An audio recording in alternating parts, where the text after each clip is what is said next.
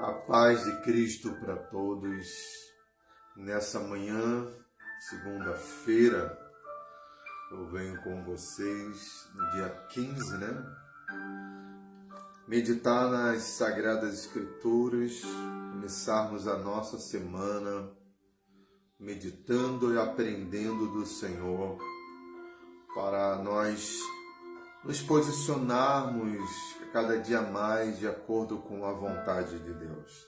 Não basta estar só se posicionando, fazendo algo para Deus, mas nós precisamos estar alinhados àquilo que Ele de fato deseja, aquilo que Ele planejou, aquilo que Ele já determinou para todos nós.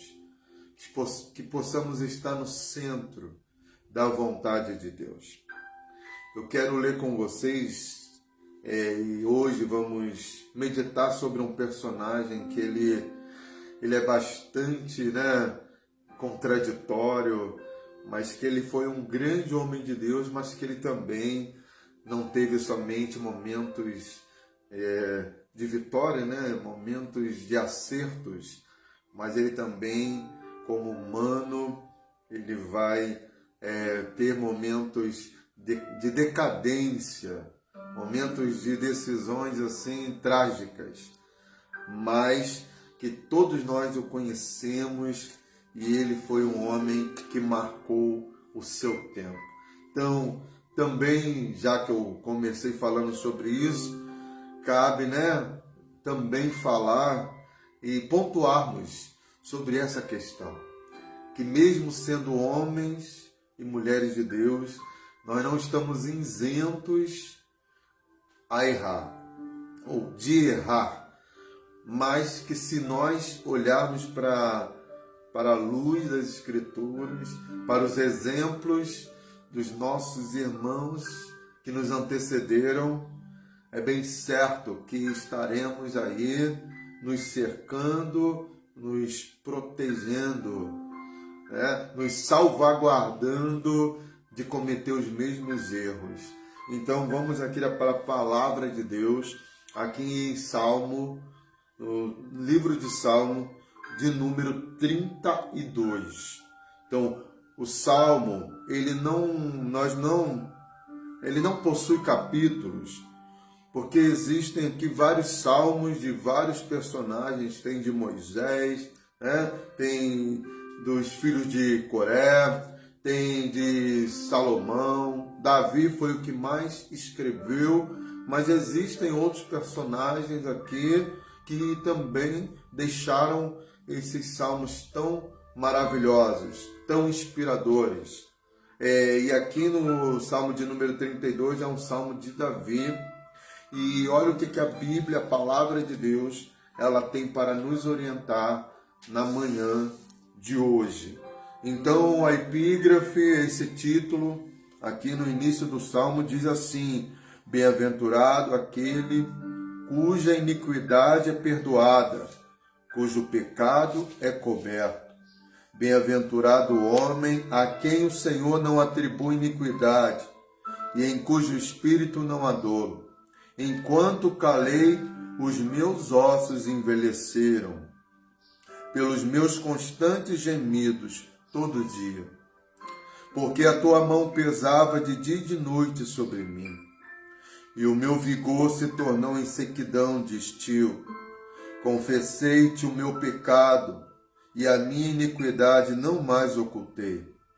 Disse: confessarei ao Senhor as minhas transgressões, e tu perdoaste a iniquidade do meu pecado.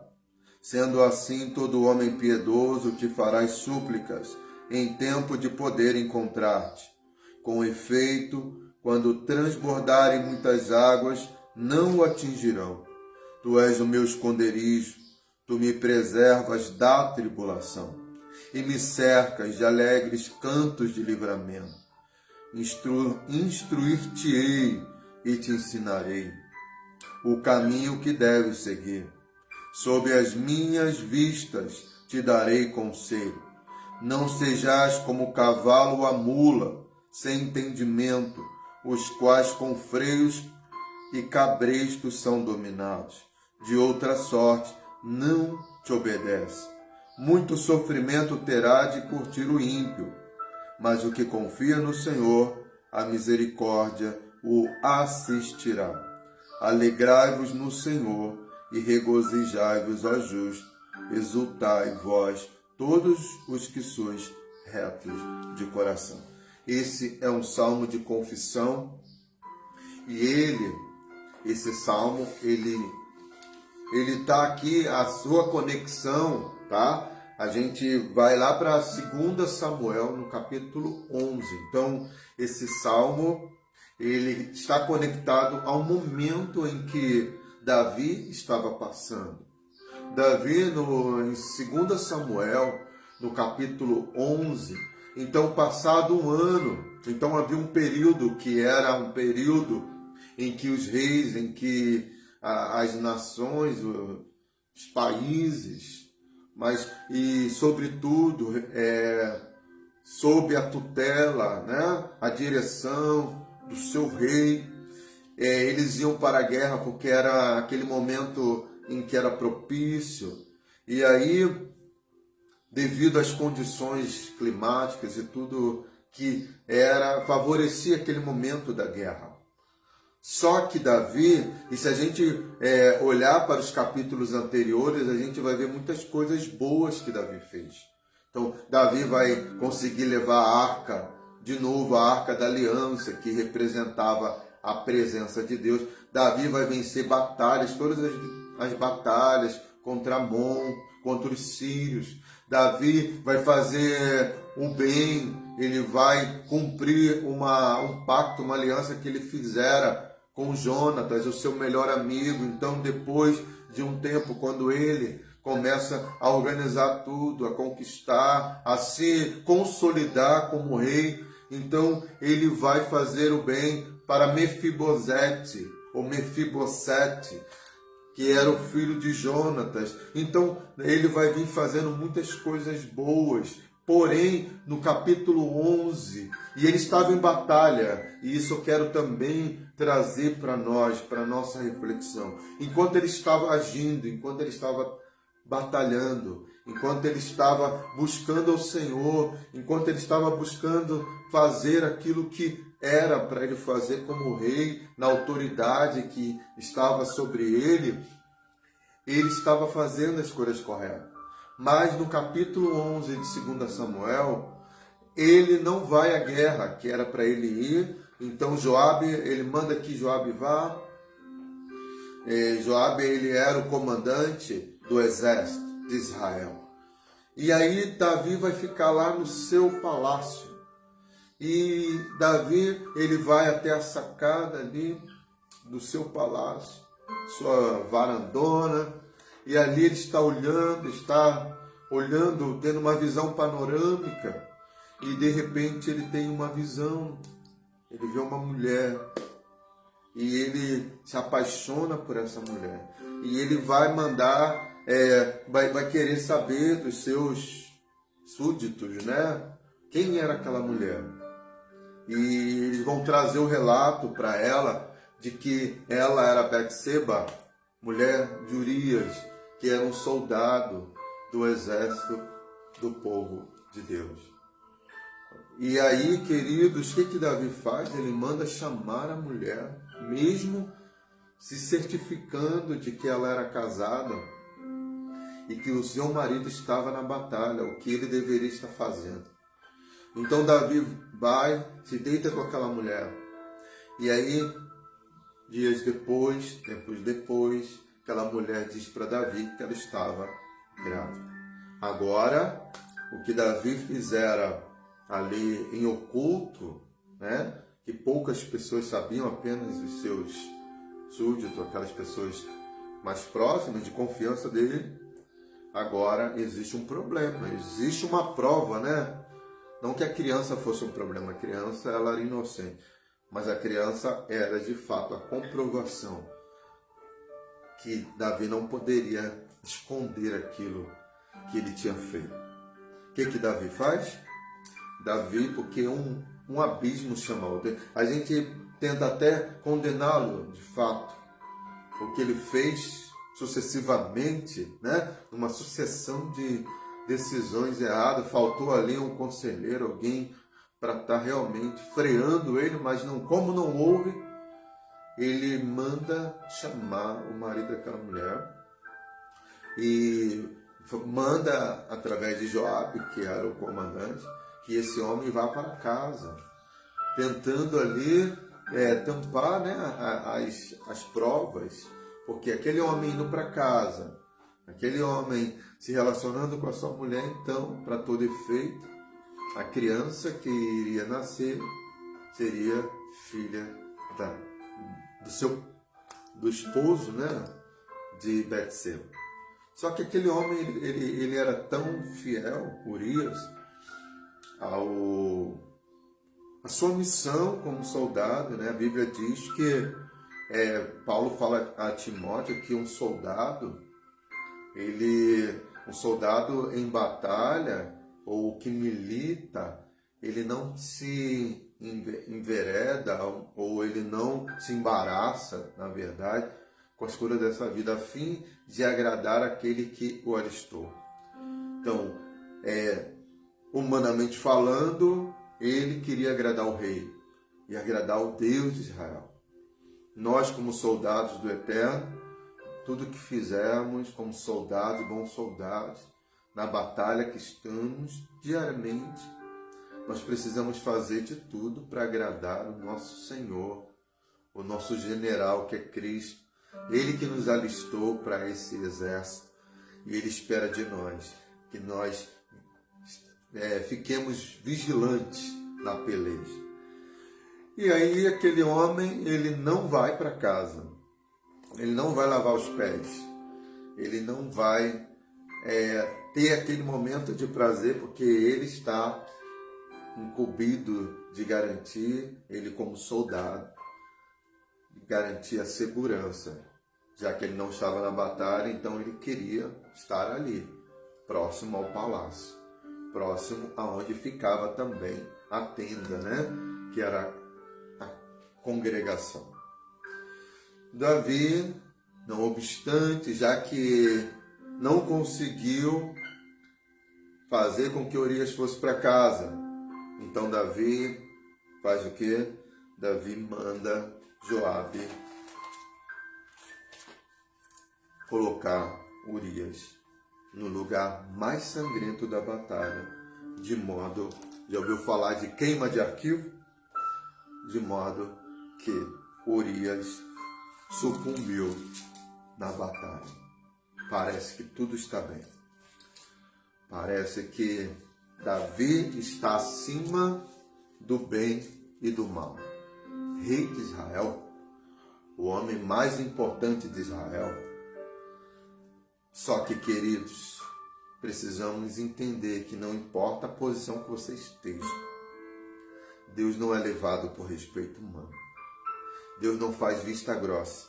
E aquilo que Davi fez em oculto, em secreto, queridos, vai trazer para ele dores profundas na sua alma. Muitas vezes, por um momento de prazer, por apenas um momento, às vezes uma posição no trabalho, para conquistar aquilo que a pessoa quer, ela ali, as escondidas, escuras, ela só Deus sabe o que ela faz, o que ela anda fazendo. Isso em qualquer esfera, onde a pessoa, para chegar onde ela quer, ela se submete no oculto, onde ninguém está vendo, teoricamente. E eu estou falando de homens de Deus, né? Pessoas que nós servimos ao Senhor e que parece que está tudo dando certo, mas não lê do engano, porque Deus está nos vendo. Porque Deus está nos vendo. E olha o que acontece. Então, Deus manda Natã e até Davi, aí é o capítulo 12 de 2 Samuel. E aí Natã começa contando uma parábola para Davi, falando de um homem que ele tinha muitas ovelhas, que ele era rico, e que esse homem, ao invés de alimentar o outro que não tinha nada, a não ser uma cordeirinha, ele vai tomar a única cordeirinha que ele tinha. E aí Davi, quando ele ouve essa parábola, ele fica irado, né? Acho que irado com ele mesmo, porque muitas vezes a gente vê que é a psicologia do reflexo, que muitas vezes as pessoas ficam indignadas com aquilo que elas não gostam no outro, mas porque muitas vezes elas se veem no outro. Então, de alguma forma, Davi era indignado com ele mesmo. Porque no Salmo que a gente leu, Salmo 32, a gente vai ver que, queridos, a gente não consegue se esconder de Deus. Que no final das contas, a gente precisa ter responsabilidade, a gente precisa ter vigilância naquilo que a gente faz, porque não ficará, querido, não ficará sem resposta. Toda causa gera um efeito. Então, muitas vezes a pessoa ela começa a tomar decisões, muitas vezes se pautando naquilo que ela é, às vezes sendo um chefe, sendo um patrão, sendo um pastor, sendo um líder, né? Um pai. E muitas vezes, quantas pessoas que se aproveitam da sua autoridade, da sua posição, para fazer aquilo que lhe apraz, muitas vezes sem medir consequências, e aí vem a rebote, vem a consequência, e não foi diferente com Davi. E é interessante que quando Davi ele fica irado e diz que aquele homem deveria morrer e que aquele outro deveria ser restituído 4 vezes pela cordeirinha que foi lhe tirado, ele deveria ser restituído 4 vezes.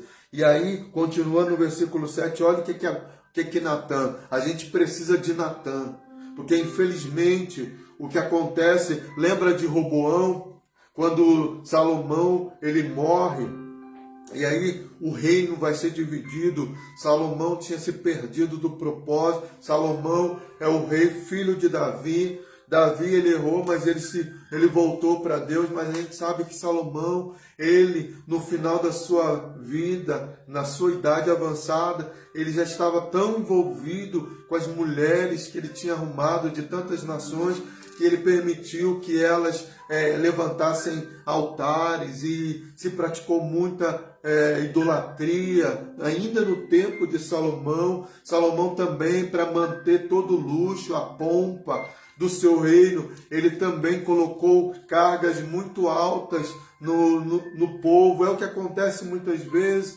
nos dias de hoje, que o povo tem que pagar o luxo dos poderosos. E aí o que acontece é que Roboão, seu filho, vai reinar.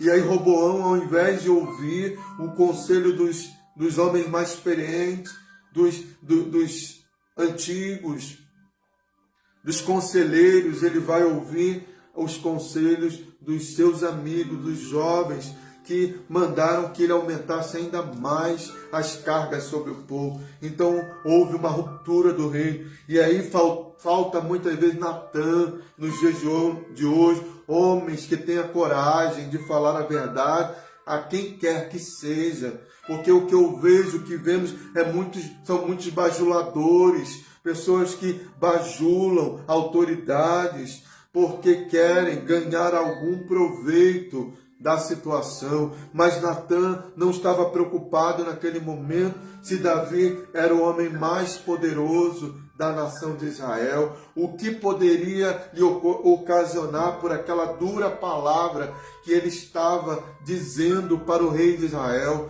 E na verdade o efeito que houve daquela palavra foi libertador. Muitas vezes, ao invés de nós realmente falarmos a verdade uns para os outros, para que o outro seja liberto, para que o outro seja curado, para que o outro se levante, muitas vezes o que acontece é lisonja. E aquele que arma lisonja quer destruir alguém,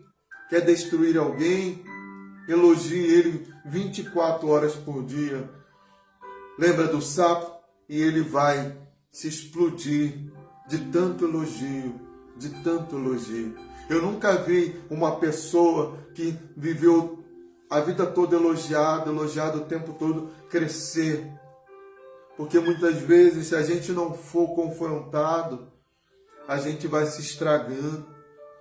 E aí o que acontece é que Natan, ele com toda a autoridade, ele vai dizer para Davi, sem medo, porque o Natan era profeta do Senhor. Nós somos profetas de quem? A serviço de quem? A serviço do reino, para falarmos a verdade uns para com os outros. Mas não falar a verdade somente para os pequenos. É muito fácil falar a verdade com aquele que está lá embaixo na pirâmide. Agora é difícil falar a verdade com quem está lá em cima, porque tem que ter coragem, porque tem que amar a Deus, porque tem que estar a serviço de Deus e não a serviço de si mesmo. E aí ele diz assim, então disse Natan a Davi, tu és o homem, assim diz o Senhor Deus de Israel, eu te ungi sobre Israel e te livrei das mãos de Saul. Dei-te a casa de teu Senhor e as mulheres de teu Senhor em seus braços, e também te dei a casa de Israel e de Judá. E isto fora pouco, se fosse pouco, eu te acrescentaria tais e tais coisas. Por que, pois, desprezaste a palavra do Senhor, fazendo o que era mal perante ele? Urias, o heteu, feriste a espada, a sua mulher tomaste por mulher, depois de o matar com a espada dos filhos de Amon. Agora, pois, não se apartará a espada jamais da tua casa, porquanto me desprezaste e tomaste a mulher de Urias, o heteu, para ser tua mulher. Assim diz o Senhor, eis que a tua própria casa suscitarei o mal sobre ti, e tomarei tuas mulheres à tua própria vista, e as darei a teu próximo, o que se deitará com elas, em plena luz do sol, porque tu fizeste oculto, mas eu farei isto perante todo Israel e perante o sol. Olha só, só que Davi vai dizer, eu pequei. Também temos que reconhecer que Davi errou, mas também Davi foi homem para reconhecer os seus erros. Eu vejo muito essa qualidade em Davi. Davi, a gente vai ver que em alguns momentos ele comete alguns erros, como ser humano. Mas Davi, ele não coloca a culpa nos outros. Davi não fica transferindo a culpa para os outros. Ele não fez como Adão. A culpa foi de Betseba, estava ali tomando banho. Não, a culpa foi minha. Eu pequei contra o Senhor. E aí, queridos, também quando há confissão, quando há arrependimento, também Deus vem com seu perdão e misericórdia. Ele iria morrer, mas como ele se arrependeu, o Senhor o perdoou. Mas mesmo Deus perdoando Davi, a gente vai ver uma sucessão de problemas que é suscitado dentro da casa de Davi. Tamar, sua filha, porque como ele era rei, ele tinha mulheres, concubinas. E aí, o meio-irmão de Tamar, chamado Amnon, ele vai estuprar sua própria irmã. E aí, Tamar, ela era irmã de Absalom. E aí, Absalom vai julgar, não julgar, mas ele vai matar o seu próprio irmão. Ele vai usar de justiça, né? Não como justiça, ele vai ser justiceiro. Ele vai ir lá e vingar aquilo que o seu irmão fez com Tamar. E aí depois, querido, Absalom vai se levantar contra o seu próprio pai. Então Absalom vai fazer aqui com seu pai aquilo que Davi fez em oculto. Agora Absalom vai tomar as mulheres de seu pai. Agora Davi vai ter que fugir. Então muitas coisas acontecendo. Depois Absalom no capítulo 18 vai morrer. Ele vai se tornar um inimigo ferrenho do seu próprio pai. E não porque Davi quisesse, porque Davi vai chorar amargamente a morte do seu filho. Assim como ele chorou a morte de Saul e de Jonas. Mesmo Saul, que você vê os contrastes na vida do ser humano. Porque Davi aqui, no capítulo 11, ele vai ser, a gente vai ver uma figura de um homem maligno, né? fez coisas horríveis. A Bíblia fala lá em Provérbios 6, 16 ao 23, mais ou menos, vai falar sobre esse assunto. Eu sei que está entre 16 e 23, quando as coisas que Deus abomina. Então, e a maquinação é o que Deus abomina, são uma das coisas. Então, aquilo que Davi fez foi abominável. É algo que para Deus é inconcebível. Deus abomina tais coisas. Porém, Davi também, em alguns momentos, está no versículo, olha, coisas que Deus abomina. O homem Belial, versículo 12 à frente. O homem vil é que anda com perversidade na boca. Acena com os olhos, arranha com os pés, faz sinal com os dedos. No seu coração a perversidade. Todo o tempo maquina o mal. Anda semeando contenda, pelo que sua destruição virá repentinamente. Versículo 16. 6 coisas o Senhor aborrece, e a 7ª sua alma abomina. Olhos altivos, línguas mentirosas, mãos que derramam sangue inocente. Olha só. Davi derramou sangue inocente. Coração que trama projetos iníquos. Então, não somente isso. Davi vai... Porque o pecado é assim, querido. Enquanto eu não me liberto dele, eu tenho que estar sempre mentindo. Sempre tentando respaldar aquela mentira. A verdade a gente conta uma vez, mas o pecado eu preciso estar sempre contando uma outra mentira, envolvendo outras pessoas.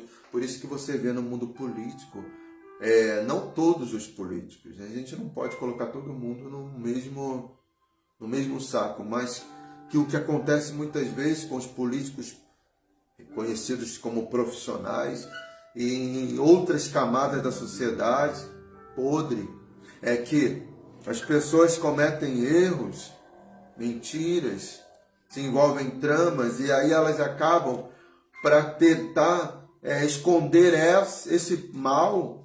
Ele precisa subornar, ele precisa estar na mão de um, de outro, ele precisa se envolver, ele fica devendo favores e aí depois os favores são cobrados e ela se vê tendo que cometer outros erros, outros crimes e vira um círculo sem fim. Porque se ele contasse a verdade, se ele tivesse arrependido lá no começo, às vezes um crime que, vamos fazer aqui uma analogia, que ele teria que pagar, aí ficar 5 anos detidos por um crime, 2 anos, 3 anos, mas ele vai se envolvendo, ele vai mergulhando naquela lama, mergulhando, que quando ele vê, ele está tão envolvido, querido, que se ele for condenado por todos aqueles crimes, ele vai ganhar aí uma prisão perpétua. Então você vê que aqui a gente vai vendo que a questão é que, primeiro, olhos altivos, às vezes a altivez. Davi foi muito arrogante em pensar que pelo fato dele ser rei, que ele poderia fazer aquilo que ele fez.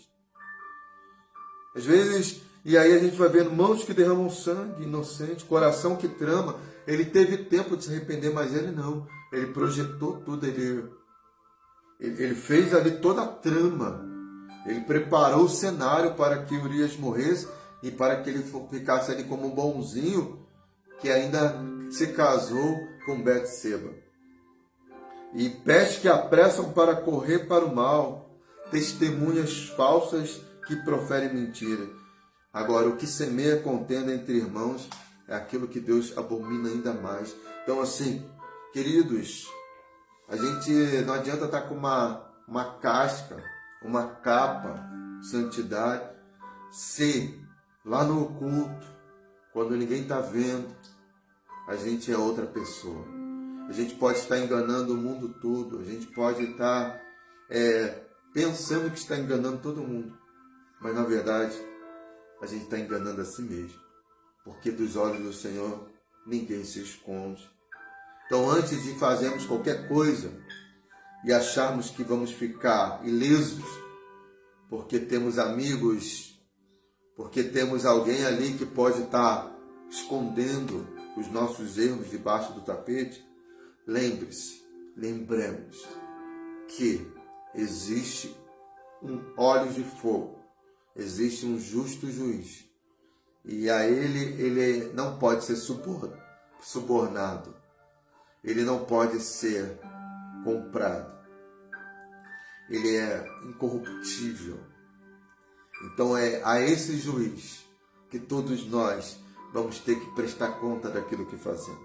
Muitas vezes ainda aqui. Que bom que seja aqui. Pior é quando a pessoa não paga aqui e aí ela se perde eternamente. Porque a Bíblia também fala que o juízo começa pela casa de Deus. Então, se um crente está sendo corrigido por Deus, não reclame, mas agradeça a Deus. Então, Davi vai pedir perdão. Pequei contra o Senhor, disse Davi. Também o Senhor te perdoou o teu pecado, não morrerás. Mas posto que com isto, deste motivo a que blasfemem os inimigos do Senhor, também o filho que te nasceu morrerá. Então Natã foi para a sua casa. Não tinha mais o que fazer. E não teve choro, não teve jejum, não teve oração que fizesse com que Deus retrocedesse. Aquela criança, ela não sobreviveu. E aí a gente vai vendo toda a consequência. Mas eu quero partir agora para o Salmo de número 51. Porque aqui no Salmo 32 a gente vai ver um homem se escondendo. Ele mesmo vai dizer que enquanto eu não confessei o meu pecado, enquanto eu encobri o meu erro, e olha o que a Bíblia fala aqui em Provérbios 28:13, que o que encobre as suas transgressões nunca prosperará. Por que tem tanta gente sofrendo além do normal? Por que tem tanta gente com problemas emocionais, psicológicos? Por que tem tanta gente com remorso, com culpa? Por que tem tanta gente que não consegue dormir, deita, mas não consegue dormir? Ele não tem o sono do justo, é a consciência que não se cala ali na mente. Quanta gente fica louca, enlouquece, quanta gente vai lá e dá cabo da sua própria vida. E aí, porque só Deus sabe como está aquele coração, porque não vai prosperar. A traição, né? O adultério é um prazer momentâneo. A consequência que traz é muito pior. Se pesar na balança, a tristeza, a consequência, a perda que traz não justifica, porque a pessoa acaba perdendo a família, perdendo os filhos, a admiração dos filhos, como é difícil. Então, irmãos, que a gente possa rever, que a gente possa vigiar os nossos caminhos, porque aquele que encobre não justifique os seus erros, não encobre os seus erros, não ameniza os seus erros. Ah, mas eu só fiz isso. Tem gente que faz, não, assuma a sua culpa como Davi, reconheça, confesse, abre a boca e confesse o seu pecado, porque Deus é misericordioso, porque Deus é poderoso, porque Deus é maravilhoso, Ele é gracioso. Então, quando nós nos arrependemos de verdade, Ele está pronto a nos perdoar. Se houve um erro, consequências virão, não adianta. É a lei da semeadura. Tem coisas que... mas a paz que excede todo entendimento, Deus vai dar ao seu coração. Agora, toda ação gera uma reação. Então, não pensemos que o nosso pecado, por mais que a gente seja perdoado, mas, por exemplo, quando há adultério, né? E nem todo mundo vai estar pronto para perdoar uma traição. Na verdade, ninguém está pronto para isso, aliás. Mas nem todo mundo vai esperar. E aí, por mais que você tenha se arrependido e nunca mais volte a fazer, mas talvez aquela pessoa não supere o trauma, a dor, né? A tristeza que foi gerada por aquele ato. E aí a gente vai ter que conviver, o ser humano vai ter que conviver com a consequência daquilo que a gente faz. As perdas, as decisões erradas. Então, a gente vai ter que conviver. É como a gente vai lá e anda de bicicleta, se machuca. E você vai ser curado, ela vai cicatrizar, mas aquela marca, ela vai ficar. Então, tem coisas que vão permanecer na nossa vida. E aí, mas o que confessa e deixa, alcançará misericórdia. Provérbios 28, 13. Então, o que encobre, ele não prospera, mas o que confessa e deixa. Temos que confessar. Então, arrepender, confissão. E na verdade, a palavra arrependimento no original é metanoia, né? É justamente isso. É quando eu me arrependo de verdade, não é remorso. Não é aquele sentimento de culpa. Mas o arrependimento verdadeiro é isso. É abandonar o pecado. É deixar de fazer o pecado. É mudar, é como se eu estivesse nessa direção errada, e eu voltasse para a direção correta. Então, metanoia. Então, eu estou voltando para, né, a posição, o caminho correto, deixando o caminho errado. Porque pecado é errar o alvo. Então, eu estou errando o alvo, porque eu estou em sentido totalmente contrário àquilo que Deus planejou para mim. Então, quando eu volto para o alvo, para o centro da vontade de Deus, e aí sim, eu alcanço misericórdia, porque Deus, ele é riquíssimo em misericórdia, porque Deus é misericordioso. Aliás, a Bíblia diz que as misericórdias do Senhor são a causa de nós não sermos consumidos, porque elas se renovam a cada manhã. Isso está lá em Lamentações, capítulo 3, versículos 22, 23. Olha que Jeremias, que acredita-se que foi o escritor de Lamentações, foi um período pós, né? Pós não é exílio ali, só que ele não vai para a Babilônia, acredita-se que ele vai para o Egito, mas era um momento difícil, porque imagina, por mais que Jeremias estivesse certo, por mais que tudo aquilo que ele tenha dito se cumpriu, mas olha o vazio, olha a tristeza de olhar para a cidade, para olhar para Jerusalém, para olhar para Judá, para olhar para os muros, ao olhar para os muros, ao olhar os portões, ao olhar tudo que foi destruído. E mais ali ele está dizendo, mas as misericórdias do Senhor são a causa de nós não sermos consumidos. Contudo, Deus ainda preserva o povo ali, dentro daquela nação poderosa, para salvaguardá-los e não os destruiu totalmente, porque as misericórdias do Senhor são a causa de nós não sermos consumidos. E aqui em Salmo 51 tem a confissão de Davi e seu arrependimento. Então Davi vai dizer, ó Deus, compadece-te de mim, ó Deus, segundo a tua benignidade e segundo as multidões das tuas misericórdias. Apaga as minhas transgressões. Lava-me completamente da minha iniquidade. Purifica-me do meu pecado. Então, a gente sabe que Davi ainda está vivendo no momento em que existia todo o ritual. Então, a gente vai pensar ali no cerimonial de purificação. Davi estava impuro, estava imundo. E aí, ele está aqui fazendo, aqui a gente vai pensando no que ele está falando, e a gente vai pensando no próprio rituais ali de purificação, a água, o sangue, que ele precisava ser purificado do seu pecado. E ele vai dizer assim, pois eu conheço as minhas transgressões, meu pecado está sempre diante de mim. Olha só, é o que ele diz lá em Salmo 32, que ele diz que de dia e de noite pesava sobre ele. Então assim, irmãos, a gente pode esconder de todo mundo, mas de nós a gente não vai esconder. Então, meu amado, essa palavra é de libertação nessa manhã.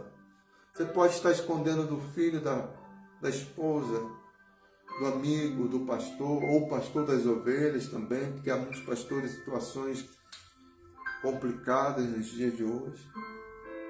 A pessoa pode estar se escondendo de todo mundo da sociedade, crimes que são considerados perfeitos ou quase perfeitos, onde a pessoa usa de toda meticulosidade.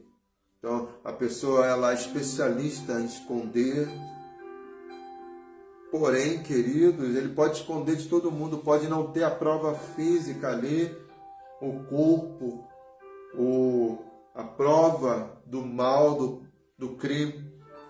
Mas a verdade é que o teu pecado vai estar diante de você todos os dias, que a culpa não vai te deixar, que o travesseiro pode ser o travesseiro mais, aquele melhor, com pena de ganso, ou outra, outro insumo, outra qualidade superior dos bilionários que vão comprar para ter aquele sono melhor, aquela cama top, mais cara que tenha, mais confortável que tenha, mas ela vai parecer uma bancada ali congelante.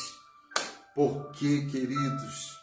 Porque aquela pessoa vai ter que dormir à base de remédio, porque o seu pecado vai estar diante dele de dia e de noite o atormentando, porque o sentimento de culpa não permitirá que aquela pessoa tenha paz e alegria. Às vezes a pessoa pode estar dormindo no chão, dormindo sem nenhum conforto, e ela consiga, de fato, dormir e acordar renovado, revigorado. Mas a pessoa que esconde os seus pecados, seus delitos, suas mazelas, suas culpas, ele pode estar no lugar mais luxuoso, com os lençóis com tecido egípcio, seja qual for, tá? A qualidade, a especiaria lá, não importa. A verdade é que pode estar ali cercado de todo luxo, de todo conforto, porém a culpa, o sentimento de culpa fará com que aquele alimento desça amargo, de que a sua vida se torne amarga. E aí ele continua dizendo: pequei contra ti somente. Porque quando nós pecamos, primeiramente pecamos contra Deus. Lembra do filho pródigo? Então eu voltarei, né? E vou me arrepender e vou falar com o pai. Mas ele vai dizer: pai, eu pequei contra o céu, pequei contra ti. Porque primeiro pecado que nós cometemos é contra Deus e depois contra o nosso próximo. Então, contra ti, Senhor, eu pequei. A gente peca porque deixa de ouvir o Espírito Santo falando conosco, porque muitas vezes existe um pecado que ele muitas vezes é uma palavra que você não pensou, é uma coisa que é impensada, é uma coisa que foi espontânea, algo que você não teve tempo nem para pensar.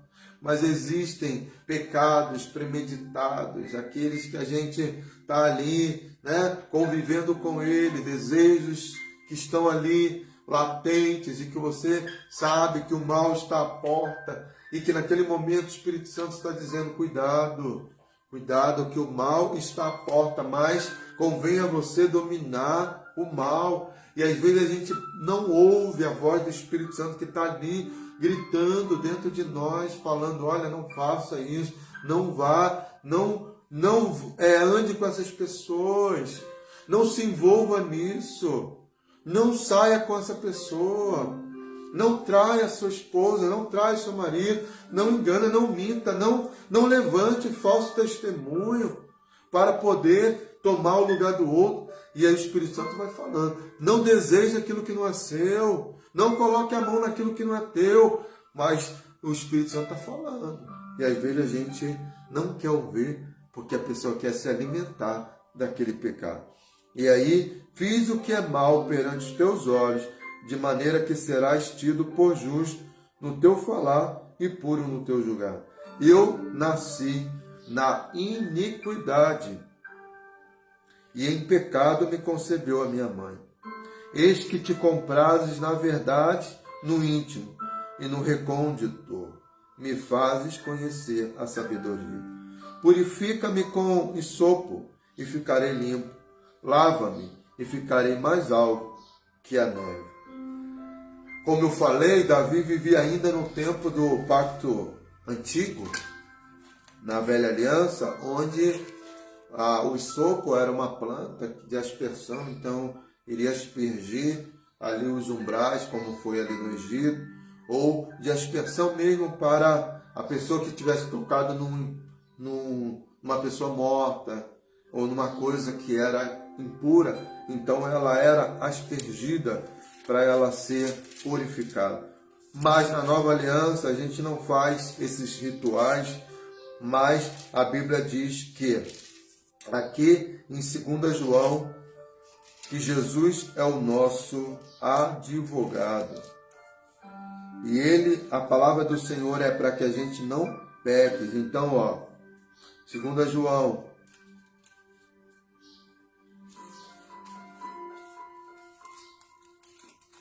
vamos lá, 1 João, irmãos. Olha o que diz a palavra do Senhor. Filhinhos meus, capítulo 2, não pequeis, mas se pecares, tendes um advogado junto ao Pai, Jesus Cristo justo.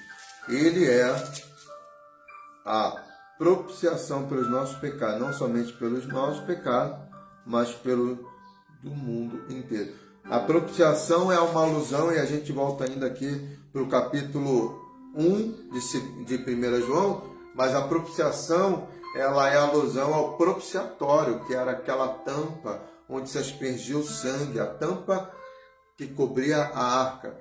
E ali onde o sumo sacerdote aspergia o sangue ali, para que a ira de Deus fosse abrandada e Deus se satisfizesse. Então, a propiciação é quando a divindade se satisfaz e ali há perdão, e havia perdão no dia do perdão.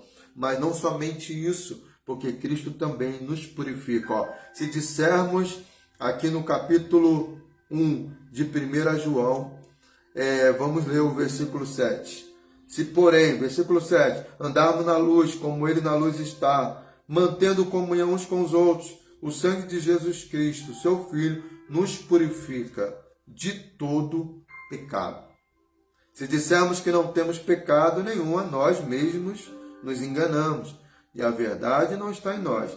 Se confessar nossos pecados, Ele é fiel e justo para nos perdoar os pecados e nos purificar de toda a injustiça. Então, se nós confessarmos, se nós nos arrependemos, o sangue de Jesus, que foi derramado lá no Calvário, ele é eficaz para purificar-nos de todo pecado.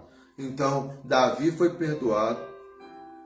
A Bíblia fala no Novo Testamento, lá em Atos, que a palavra do Senhor diz: achei um homem, filho de Jessé, cujo coração é segundo o meu, e através dele eu vou executar todo o meu propósito. Esse homem é Davi. Então, queridos, a palavra de hoje é libertadora, ela é restauradora. Então, o que encobre, ele não vai prosperar, mas o que se arrepende, o que confessa e deixa, esse alcançará misericórdia. Não importa o que você tenha feito. Nós não estamos aqui como juízes, aqui não é um tribunal. Mas a palavra ela tem que ser pregada. Aonde não há profecia, as pessoas se perdem. Meu povo perece, diz a palavra do Senhor, por falta do conhecimento. Então, eu preciso me arrepender dos meus pecados. Nós precisamos confessar os nossos pecados. Nós não podemos fazer como Adão, colocar a culpa em Eva ou em quem quer que seja. Nós precisamos assumir os nossos erros. Nós precisamos assumir as nossas culpas. E aceitar também as consequências. Não ficar triste ou ressentido. Eu sei que é proporcional. Então a ação, ela vai gerar uma reação proporcional ao ato. Se algo que a gente fez foi muito terrível, Então, queridos, a reação, o impacto daquilo será grande. Mas todavia Deus vai te dar graça. E Ele vai te ajudar. E a paz que você vai sentir, se de fato você se arrepender de verdade, ela vai sobrepujar. A paz que excede todo entendimento, a paz que a Bíblia nos traz não é uma paz que depende das circunstâncias. Não, a paz que excede todo entendimento é justamente isso. É quando você olha ao seu redor e vê tanta contradição e ainda assim você consegue ter paz. Porque a paz de Deus, a paz de Cristo, a paz que Cristo vai gerar dentro de você, a partir do momento que você se arrepende, a partir do momento que você deixa o seu pecado, a partir do momento em que você não encobre os seus erros, a partir do momento em que você não coloque a culpa nos outros, a partir do momento que você assuma as suas responsabilidades, então, meu querido, minha querida, o Senhor estará ali também para te dar paz, para te dar alegria, felicidade, e você nem vai compreender, porque vai haver essa contradição, esse paradoxo. Você, às vezes, numa situação melhor, abre aspas, não tinha paz, não tinha alegria, nada te satisfazia, e de repente, numa outra situação, que fisicamente, humanamente falando, não tem nem comparação, mas você vai ter paz na alma. Você vai poder dormir, deitar e dormir, como o salmista diz. Então, querido, é uma decisão, é uma escolha. Se eu quero ser liberto, se eu quero ser perdoado, se eu quero ser curado, então, não encubra seus erros. Não use moleta. Não diga que você não tinha como não ter feito. Porque, no final das contas, a gente sabe. A gente sabe onde está errando e a gente, antes de errar, a luz ela é acionada. A não ser que a minha mente esteja cauterizada. A não ser que eu, como cristão, é terrível se eu estou cometendo erro e eu acho que isso é normal, então, realmente, é terrível. Porque eu estou ali como alguém anestesiado. Alguém como que perdeu o senso de juízo. Então, que Deus nos abençoe. Essa palavra venha ser transformadora. Que Deus venha restaurar a sua vida em nome de Jesus. Amém. Fique com Deus. A paz de Cristo. Sou o pastor Laerte e faço parte, né? Às vezes a gente não se apresenta. Do Ministério Pentecostal do Renovo. E nosso pastor presidente é o pastor Joel Camargo. Um pastor idôneo, um homem de Deus que está já na estrada há uns 30 anos pelo menos. Um homem que tem tido testemunho e a nossa igreja aqui no Rio ela está recomeçando porque nós estamos mais consolidados em Vargem Grande, ali sob a supervisão, né? O pastor Marcelo Camargo que está à frente ali, conduzido pelo Espírito, trabalho maravilhoso, irmãos maravilhosos. E lá em Campo Grande, Mato Grosso do Sul, tem o pastor Joel, mas também tem outras frentes de trabalho, outros pastores que estão ali, espalhados ali em Campo Grande. Temos em Bela Vista e aqui no Rio de Janeiro, que estamos lançando ou relançando os alicerces. Então eu não, até porque eu não faria isso jamais, de tomar decisão de estar à frente de algo que eu não estivesse ali coberto de alguém que realmente eu acredito. Então, queridos, vocês que nos ouvem todos os dias, nós temos um trabalho aqui, toda noite às 7 horas aqui em casa, na rua Roberto Cabral 267, no loteamento Jurema, nós temos aqui oração. Toda noite, de joelho aqui buscando ao Senhor. E no domingo, nós temos o culto da família. E antes do culto, a gente tira uma hora para estudar a palavra do Senhor. Então, aqueles que nos ouvem, que queira vir adorar Deus conosco, vocês estão convidados. Fiquem com Deus, tá?